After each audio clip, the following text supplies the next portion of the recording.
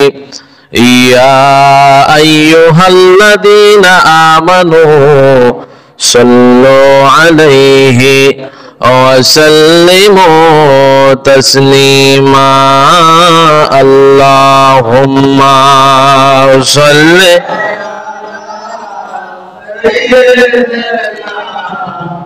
مولانا محمد وعلى آله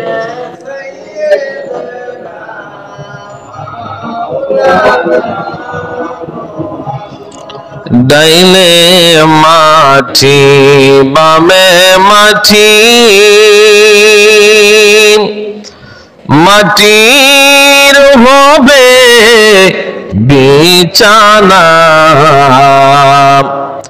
ওপরেতে বাঁশের সালি হাওয়া বাতাস লাগবে না আল্লাহুম্মা সাল্লি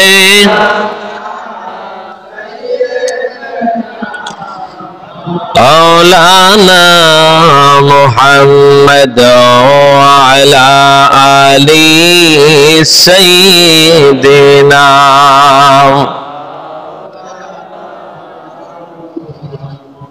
পরের বাড়ি রং সাজাইয়া আপন বাড়ি অন্ধকার থাকবে না তোর বাহাদুরি যাইতে হবে গোরের পার আল্লাহুম্মা মাশাআল্লাহ জবান খুলে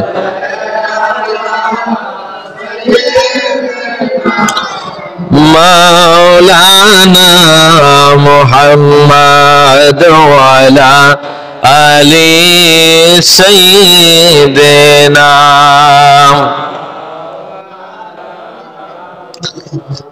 لا إله إلا الله لا إله لا إله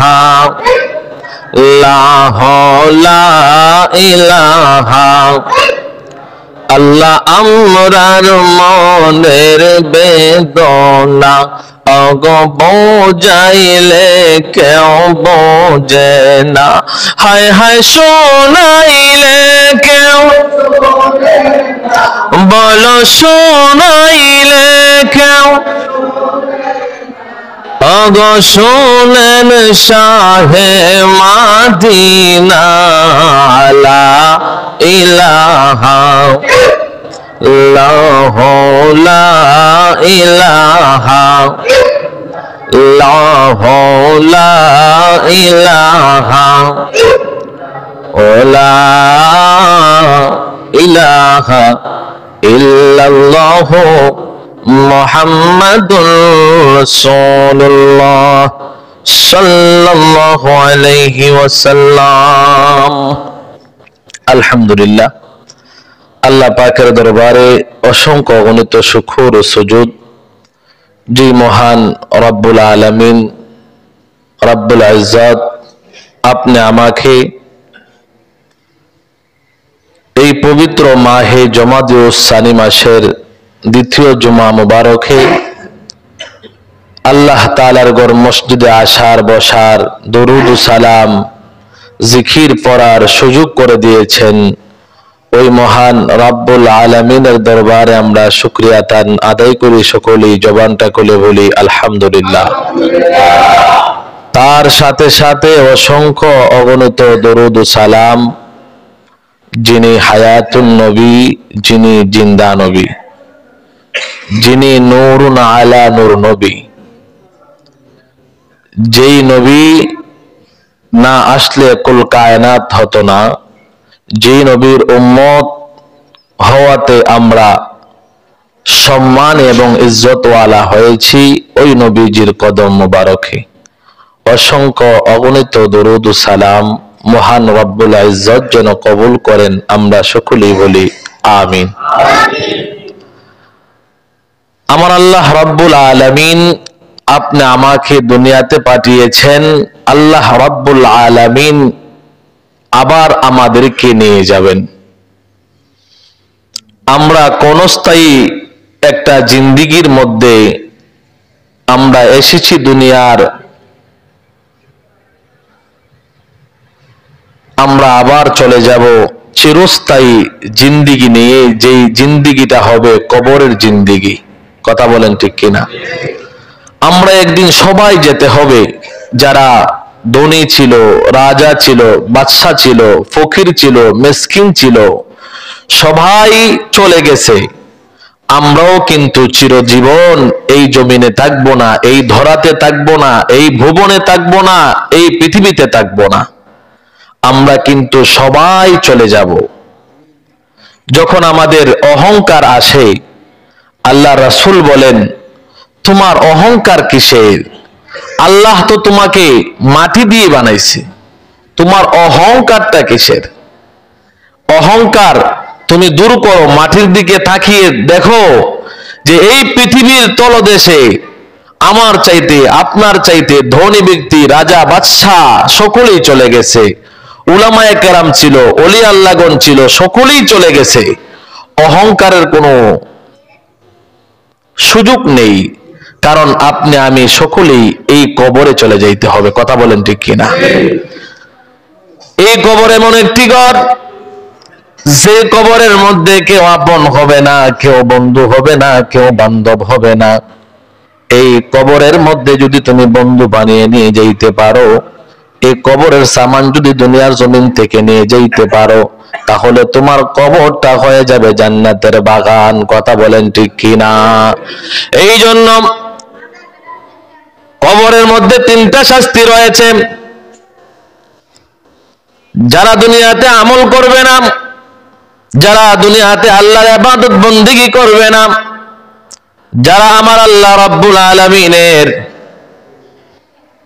কথা অনুযায়ী জীবন পরিচালনা করবে না, আল্লাহ রাব্বুল আলামিন তার বন্ধু হাবিবের মাধ্যমে জানিয়ে দিয়েছেন এই কবরের মধ্যে তিনটা শাস্তি হবে। তাদের কয়টা শাস্তি? তিনটা শাস্তি হবে কবরের মধ্যে। সাহাবায়ে কেরাম প্রশ্ন করলেন, ইয়া রাসূলুল্লাহ, ইয়া হাবিবাল্লাহ, নবী গো, ও দয়ার নবী, মায়ার নবী, জানতে চাই কবরের মধ্যে তিনটা শাস্তি কি হবে? বলে ওই শাস্তিটা হবে আমার আল্লাহ রাব্বুল আলামিন যাদেরকে দুনিয়াতে পাঠিয়েছেন, আল্লাহ রাব্বুল আলামিন খানার জন্য পাঠান নাই, টাকার জন্য পাঠান নাই, সম্পদ দেওয়া লাগবে বৎসরে বৎসরে আল্লাহ রাব্বুল আলামিন এই জন্য পাঠান নাই। আল্লাহ রাব্বুল আলামিন বান্দাদেরকে পাঠিয়েছে, আমার উম্মতদেরকে পাঠিয়েছেন একমাত্র কারণ তারা যেন ইবাদত করে। আর ইবাদত যখন করবে আমার আল্লাহ তাদের প্রতি রাজি আর খুশি হয়ে যাবে। বলেন না সুবহানাল্লাহ। আর যখন আমার বান্দারা ইবাদত করবে না, আমার উম্মতরা যখন ইবাদত করবে না, তারা যখন গুমরাহি হয়ে যাবে, নামাজ আদায় করবে না, আল্লাহর হুকুম মোতাবেক চলবে না, আমার আদর্শ অনুযায়ী জীবন পরিচালনা করবে না, তাদের জন্য কবরের মধ্যে তিনটা শাস্তি রয়েছে। কথা বলেন ঠিক কিনা? ইয়া রাসূলুল্লাহ, নবী গো, এই কবরের মধ্যে জাহান্নামীদের জন্য, বেনামাজীদের জন্য কি শাস্তি হবে ইয়া রাসূলুল্লাহ? আপনি আমার নবী, হায়াতুন নবী, জিন্দা নবী, বলেন কবরের মধ্যে বেনামাজের প্রথম যেই শাস্তিটা হবে, সেই শাস্তিটা হলো দুই পাশের মাটি এমন ভাবে চাপা দিবে, মুহাদ্দিসিন কেরামরা বলেন একটা আঙ্গুলের ভিতর দিয়ে যদি একটা আঙ্গুল ঢুকে যায়, এইভাবে করে করে একটা মাটি আরেক দিকের মাটি চাপা দিবে। একটা হাড়ের ভিতর দিয়ে একটা হাড় ঢুকে যাবে, ছিন্ন বিচ্ছিন্ন হয়ে যাবে দেহ। আল্লাহ রাব্বুল আলামিন এইভাবে বেনামাজীদেরকে কবরের মধ্যে শাস্তি দিতে থাকবেন। আল্লাহ রাব্বুল আলামিন তার বন্ধু হাবিবের মাধ্যমে জানিয়ে দিয়েছেন, আমি ইবাদতের জন্য আমার বান্দাদেরকে বানাইছি, আমি সম্পদ দেওয়ার জন্য বানাই নাই, টাকা দেওয়ার জন্য বানাই নাই, পয়সা দেওয়ার জন্য বানাই নাই। দুনিয়ার সম্পত্তি, দুনিয়ার বাদশাহী, দুনিয়ার জমিদারি সবকিছু আমি তাদেরকে দান করে দিলাম। এমনকি 18,000 মাখলুকাতের মধ্যে আমি 17,999টা মাখলুকাতকে আমি আল্লাহ তাদের খেদমতের জন্য আমি আল্লাহ পাঠিয়ে দিলাম। তাদের খেদমত করবে, তাদের অনুসরণ করবে, তাদের খেদমত করবে, আর তারা যেন শুধুমাত্র আমার ইবাদত করে, অন্য কারো না। কথা বলেন ঠিক কিনা? এই জন্য ইবাদত হবে আল্লাহর। আমি গত সপ্তাহে বলেছিলাম, একটা হচ্ছে অনুসরণ করা, একজনকে ডাকা, একজনকে স্মরণ করা। যদি স্মরণ করেন তাহলে আমল হবে, সব হবে, সদকায়ে জারিয়া হবে, আর ইবাদত হবে একজনের, তিনি হচ্ছেন আল্লাহ। কথা বলেন ঠিক কিনা? ইবাদত যদি না করে আমরা কবরে যাই, আল্লাহর হাবিব রাহমাতাল লিল আলামিন বলেন সর্বপ্রথম এমন ভাবে তাকে মাটি, দুই দিকের মাটি চাপ দিবে। ও দুনিয়ার মানুষ, মাটি এমন ভাবে চাপ দিবে, তখন চিৎকার দিয়ে সে বলতে থাকবে, আল্লাহ আমাকে ক্ষমা করে দাও, আমাকে আবার দুনিয়াতে পাঠাও, আমি আর নাফরমানি করব না, জুলুম করব না। কিতাব সাক্ষী দেয়, দুনিয়ার জমিনের মানুষ তার ওই চিৎকার শুনতে পাইতো। কিতাব সাক্ষী দেয়, যদি তার ওই চিৎকার গুলি দুনিয়ার কোনো মানুষ শুনতে পাইতো, তাহলে তার কানের পর্দা পেটে সে সাথে সাথে মারা যেত। নাউজুবিল্লাহ। চিন্তা করেন কত কঠিন শাস্তি আমার আল্লাহ রাব্বুল আলামিন রেখে দিয়েছেন বেনামাজির জন্য। এই বেনামাজিকে আমার আল্লাহ রাব্বুল আলামিন এত শাস্তি দিবেন। শুধু তাই না, দ্বিতীয় নাম্বার শাস্তি হচ্ছে আমার আল্লাহ রাব্বুল আলামিন তার কবরের মধ্যে আগুন জ্বালাইয়া দিবে। যারা নামাজ পড়ি না, আজকে আমরা মনে মনে ভাবতেছি আমরা আল্লাহওয়ালা হয়ে গেছি, আমরা মিথ্যা কথা বলি না, আমরা নবীর প্রেম ভালোবাসা অন্তরে নিয়ে নবীকে জানের চাইতে ভালোবাসি বলে বলে আমরা ঘুরতেছি, আমরা আনন্দ উল্লাস করতেছি। আল্লাহর হাবিব রাহমাতাল লিল আলামিন বলেন বেনামাজের দ্বিতীয় শাস্তিটা হবে কবরের মধ্যে আমার আল্লাহ রাব্বুল আলামিন ওই কবরের মধ্যে জাহান্নামের আগুন জ্বালিয়ে দিবে।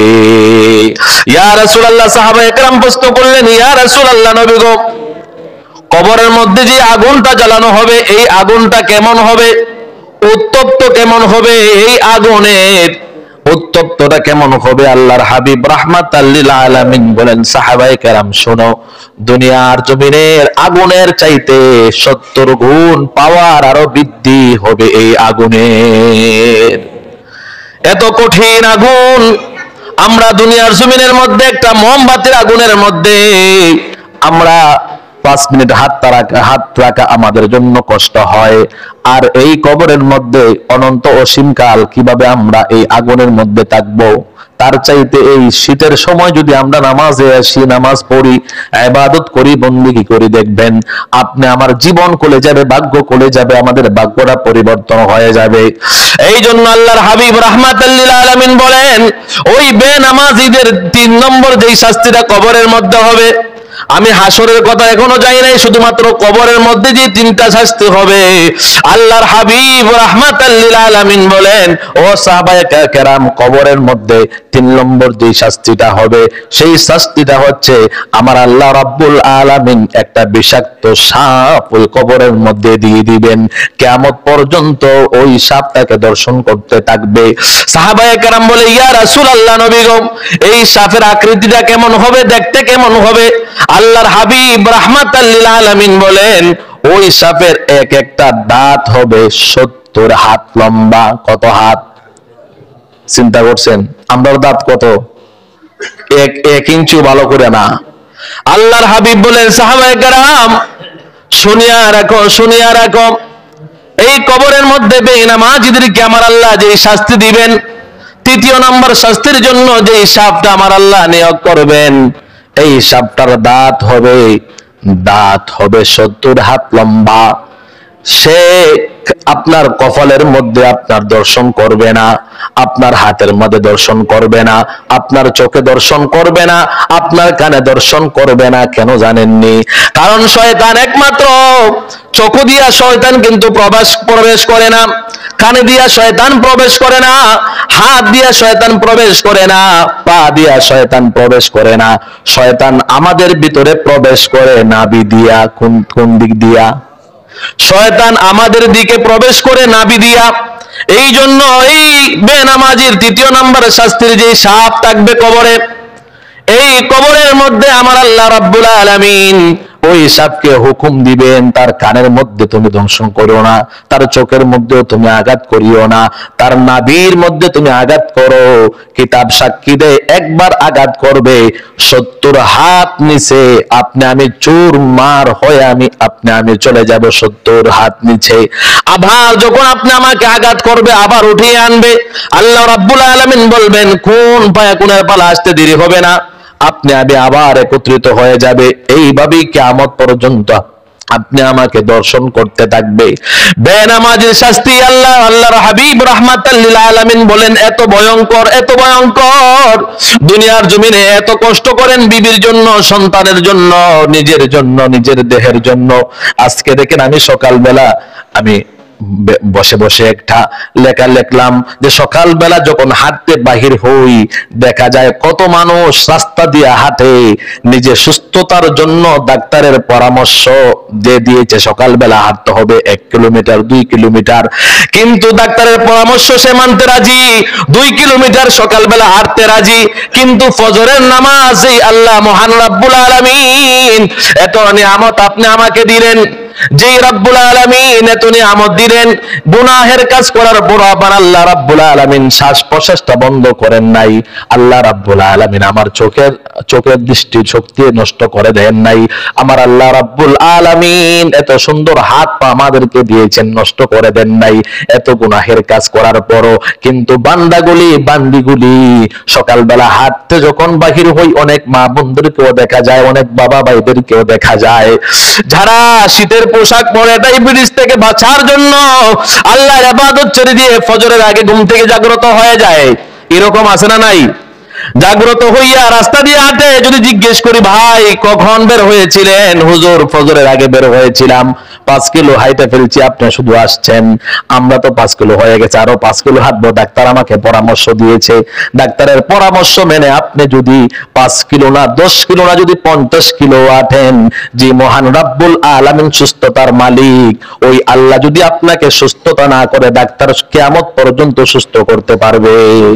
কিয়ামত পর্যন্ত ডাক্তার সুস্থ করা সম্ভব হবে না। আল্লাহ রাব্বুল আলামিনকে কুদরতি পায়ে সিজদা করো, রব্বিক ফিরলি ওয়ারহামনি ওয়ারযুকনি ওয়াফিনি, এই কথা বলে বলে আল্লাহ রাব্বুল আলামিনের কাছে যদি তুমি শেফা চাইতে পারো, আল্লাহ রাব্বুল আলামিন তোমাকে ইনশাআল্লাহ পরিপূর্ণভাবে সুস্থতা দান করতে পারে। কথা বলেন ঠিক কিনা? এই জন্য আমি অনুরোধ করব, এই 5 কিলো 10 কিলো ডাক্তারের পরামর্শ শুনে আমি হাঁটতেছি, যে মহান রাব্বুল আলামিন আপনি আমাকে দুনিয়াতে পাঠিয়ে পরামর্শ দিয়েছেন, আদেশ করেছেন ওমা খালাকুতুল জিন্না ওয়াল ইনসা ইল্লা লিয়াবুদুন, আমি আল্লাহ একমাত্র জিন এবং ইনসানকে বানাইছি আমার ইবাদতের জন্য। আল্লাহ আপনি আমাকে ইবাদতের জন্য বানাইছে। আল্লাহর ইবাদত যদি করি, আল্লাহর কুদরতি পায়ে যদি আমরা সিজদা দেই, আল্লাহ রাব্বুল আলামিনকে যদি আমরা অনুসরণ, আল্লাহ রাব্বুল আলামিনের ইবাদত যদি করি, রাসূল সাল্লাল্লাহু আলাইহি ওয়াসাল্লামের অনুসরণ যদি আমরা করি, তাহলে ওই মহামারী রোগ থেকে আপনি আমাকে রক্ষা করবেন কে? আল্লাহ। আল্লাহ যদি রক্ষার মালিক হন তাহলে দুনিয়ার জমিনের ডাক্তারের পরামর্শ শুনবেন, আমি বলি না শুনবেন না, শুনবেন, কিন্তু আল্লাহর যে আদেশ রয়েছে, পরামর্শ রয়েছে, সেই পরামর্শটা আগে মানেন। ফজরের নামাজটা পড়েন, ফজরের নামাজটা পড়ে আপনি হাঁটতে বের হন, জোহরের নামাজটা পড়েন, তারপর আপনি হাঁটতে বের হন, তারপর আপনি আসরের নামাজটা পড়েন, মাগরিবের নামাজ পড়েন, এশার নামাজ পড়েন। এইভাবে 5 ওয়াক্ত নামাজ যখন আপনার জিন্দেগিতে লাগাইবেন, আল্লাহর হাবিব রাহমাতাল লিল আলামিন বলেন এই বেনামাজের 3টা শাস্তি কবরের মধ্যে রয়েছে। আর যারা দুনিয়ার জমিনের মধ্যে নামাজ আদায় করবে তাদেরকে আমার আল্লাহ রাব্বুল আলামিন কবরের মধ্যে 3টা পুরস্কার দিয়ে, বলেন না সুবহানাল্লাহ। তাহলে যারা আমরা নামাজ পড়ি না তাদের জন্য শাস্তি অবধারিত, এবং যারা আমরা নামাজ পড়ি তাদের জন্য নিয়ামত আছে না নাই?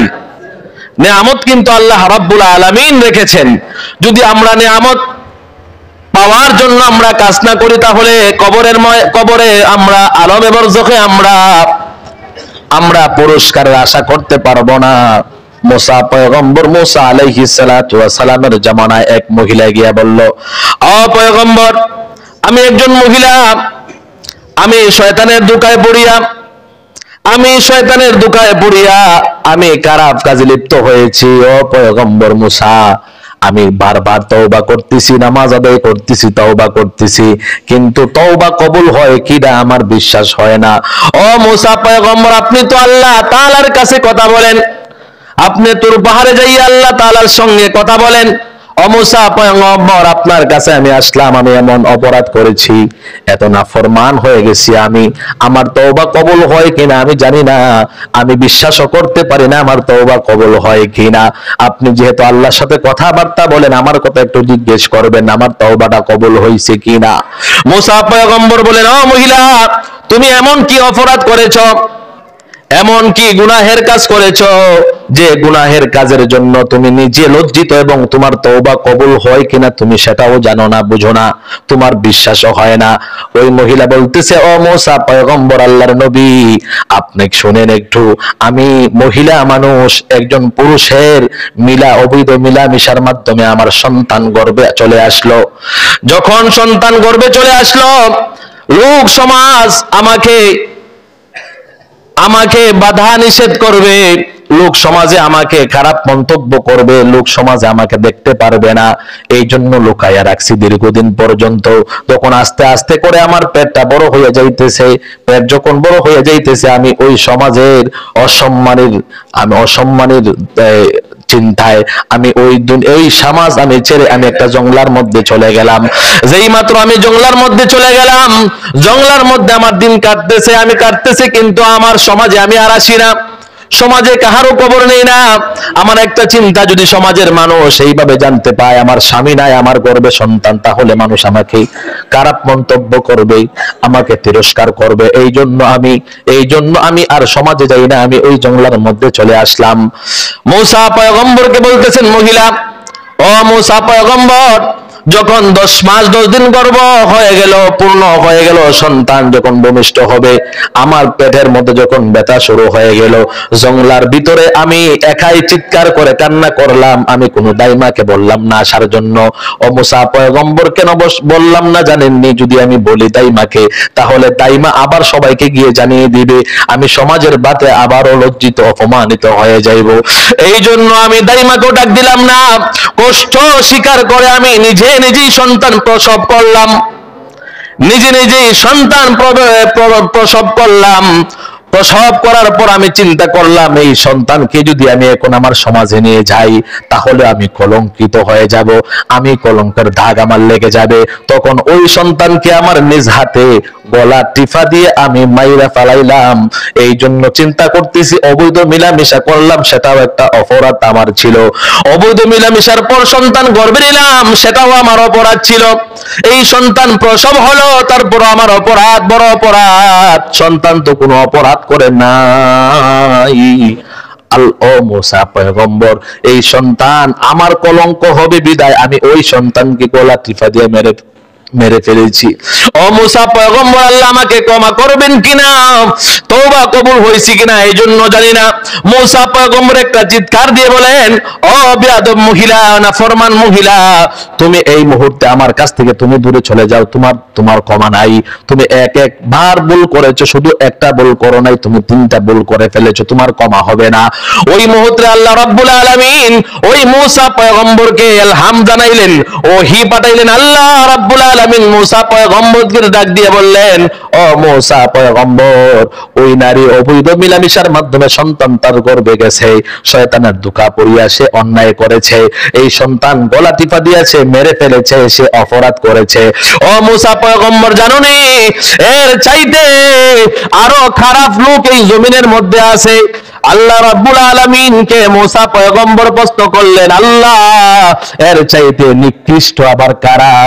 আল্লাহ রাব্বুল আলামিন বলেন, ওই সমাজে যারা বেনামাজি আছে, ওই মহিলার চাইতে আরো বেশি নিকৃষ্ট। একজন এত বড় অপরাধের পরও নিজের তওবা নিজে কবুল হয় কিনা সে সন্দেহ করে মুসা পয়গম্বরকে আল্লাহ জানিয়ে দিলেন, যারা এই সমাজে নামাজ পড়ে না, বেনামাজি, ওই মহিলার চাইতে আরো নিকৃষ্ট, আরো খারাপ আমার চোখে, কারণ সে নামাজ পড়ে না। আমি আল্লাহ রাব্বুল আলামিন এত ভার তাদেরকে ডাকি কিন্তু তারা সাড়া দেয় না। একটা শয়তানও কিন্তু বেনামাজির কাছে আসে না, বেনামাজির কাছে আসে না। কারণ দেখবেন বড় বড় টাক আছে না, টাকের পিছনে লেখা থাকে দূরত্ব, বিপদ মুক্ত দূরত্ব বজায় রেখে চলুন। কি লেখা থাকে? বিপদ মুক্ত দূরত্ব বজায় রেখে চলুন। কারণ এই বড় গাড়ির আশেপাশে থাকলে বিপদ যে কোনো সময় হতে পারে। শয়তান বলে বেনামাজির কাছে আমিও যাই না, বিপদ মুক্ত দূরত্ব বজায় রেখে চলার চেষ্টা করি। কারণ আমি আল্লাহ তাআলার একটা হুকুম অমান্য করার কারণে 9.5 লক্ষ বছরে ইবাদত বন্দেগী আমার বাদ। আর যেই বেনামাজি এই দৈনিক 5 ওয়াক্ত নামাজ 17টি ফরজ আল্লাহর ফরজ হুকুম অমান্য করতেছে, আমি করছিলাম একটা। 9.5 লক্ষ বছরের ভিতরে অপরাধ করছি কয়টা? একটা। আর হেরা দৈনিক করতেছে 17টা। না জানি কোন সময় তাদের উপর বিপদ আসে। এই জন্য আমি শয়তানও তাদের কাছ থেকে বিপদ মুক্ত দূরত্ব বজায় রেখে চলার চেষ্টা করি। এবং শয়তানও ডরায় আপনাদেরকে। আমরা যারা নামাজ পড়ি না তাদেরকে কেউ ডরায়? শয়তানে পর্যন্ত ডরায় যে কোন সময় কোন বিপদ এসে পড়ে। আল্লাহ রাব্বুল আলামিন আপনি আমাকে বানিয়েছেন ইবাদত করার জন্য, দীর্ঘায়িত করব না। আল্লাহ রাব্বুল আলামিন আপনি আমাকে বানিয়েছেন ইবাদত করার জন্য। অন্যদিন সময় হলে ইনশাআল্লাহ কবরের মধ্যে যে আল্লাহ রাব্বুল আলামিন নামাজীদের খেদমতের জন্য, নামাজীদের জন্য আল্লাহ রাব্বুল আলামিন পুরস্কার হিসেবে রেখেছেন, এই নিয়ে আলোচনা করব ইনশাআল্লাহ। যেহেতু সময় সংকীর্ণ আমি আর বাড়বো না। আমরা সকলেই নামাজ আদায় করতে হবে। যদি আমরা সঠিকভাবে নামাজ আদায় না করি, আমরা যদি 5 ওয়াক্ত নামাজ আদায় না করি, কিয়ামতের ময়দানে মাহশরে যদি আমরা নবী নবী বলি, কিয়ামতের ময়দানে মাহশরে আল্লাহ রাসূল সাল্লাল্লাহু আলাইহি ওয়াসাল্লাম বলবেন, এই নামাজ কায়েম করার জন্য, এই নামাজের দাওয়াত দেওয়ার জন্য কত রক্তাক্ত আমি হয়েছি। এমনকি সাহাবায়ে কেরাম রক্তাক্ত হয়েছেন, তারপর নামাজ ছাড়েন নাই। এই জন্য আমরা নামাজ পড়ার দরকার আছে না নাই? আমরা জুমার দিন শুধুমাত্র নামাজে আসলাম, আর আপনাদের জন্য মসজিদ কমিটিরা প্ল্যান করে কিভাবে সুন্দর করা যায়, মোজাহিক লাগানো যায়, কিভাবে পর্দা লাগানো যায়, কিভাবে কার্পেটের ব্যবস্থা করা যায়, তাদের ঠান্ডা লাগবে আরামের জন্য। কমিটিরা রাত দিন তারা এই টেনশন করে। আর আমরা কি করি? সপ্তাহে একবার আইসা কমিটিরা হাজিরা দেই যে আসি আমরা, আপনারা